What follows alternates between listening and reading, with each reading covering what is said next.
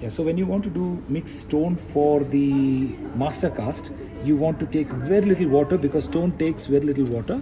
So I think for one beaded boxed cast, this much water will be enough. Okay, so if you need more, don't worry. Once you mix and pour it, you can wash and pour a second batch. Don't do it in just one shot right away, but take less water because a lot of stone will go into this. Already somebody has mixed some plaster and stone into this thing. I can see that there is some plaster mixed with it. Okay, so you're going to sift this powder into it.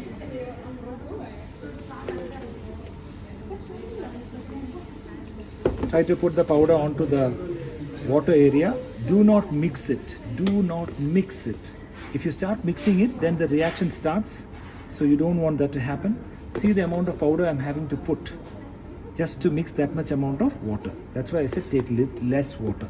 This much water should be enough for anyone trying to pour a beaded cast. Actually, I should have waited for Kija. So once there is powder everywhere like this, there's hardly any water seen. Hardly any water seen. At this point, you go and make one mix and see how it looks. For me, at this point, this looks great. Then I mix it.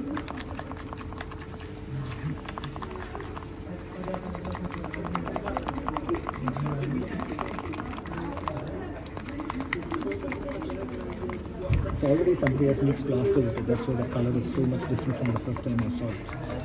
They're trying to save up. Tap it a couple of times. Then you get to your vibrator. Want to pour this? Yes. Okay, get your vibrator. There is an on-off switch and there is a second switch that gives you the power. So turn on the switch. This is a high vibration. This is a low vibration. In this also there is an increase and decrease. Okay, so you want this is only for low. So go for the high, put it on low, press down your bowl, and you will see the bubbles starting to come out. Okay.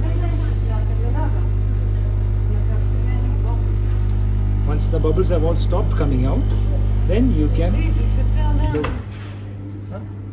Why without lab coat? Who's without lab coat? Okay.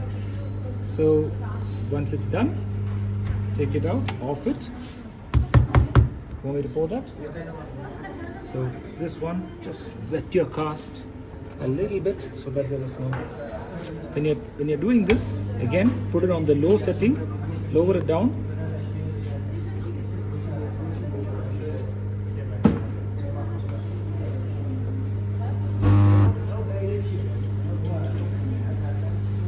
Let it go all the way from one side.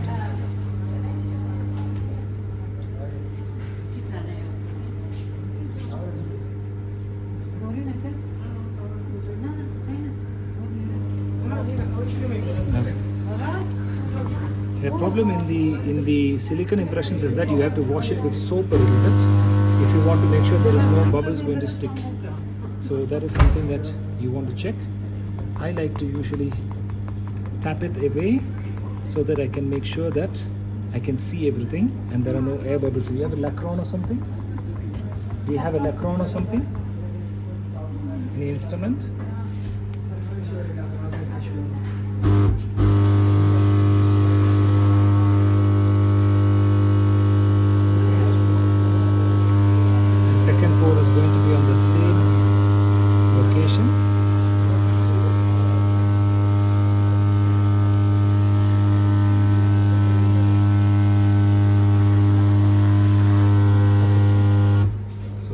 Doing that,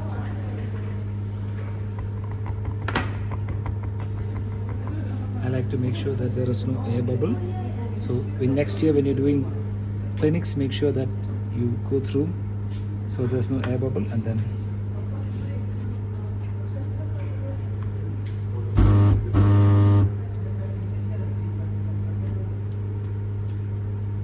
always put the material on the old material. I don't put it fresh on the cast because especially silicone casts will catch air unless you have washed it out with a debubblizer or with soap.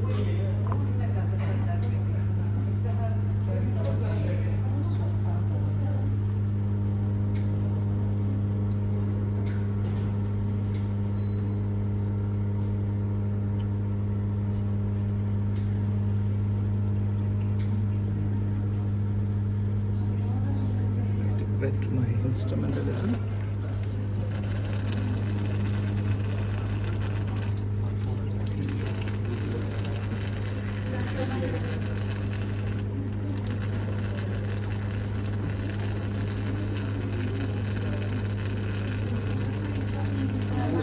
Yeah. Yours? Okay.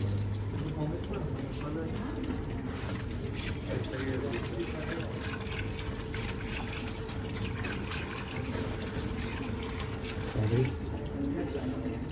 You don't want to rest the heels of your impression on the floor. You always want the heels to be suspended. This area is called the heels of the impression. That area should not be touching. If it is touching, it will tend to bend. Either you keep it on a spatula or something where the heels are open. Where the heels are open, okay? But this will do this. So I like to keep it here where this is still open, right? This area is still open. That is important, otherwise it will bend. The impression will bend.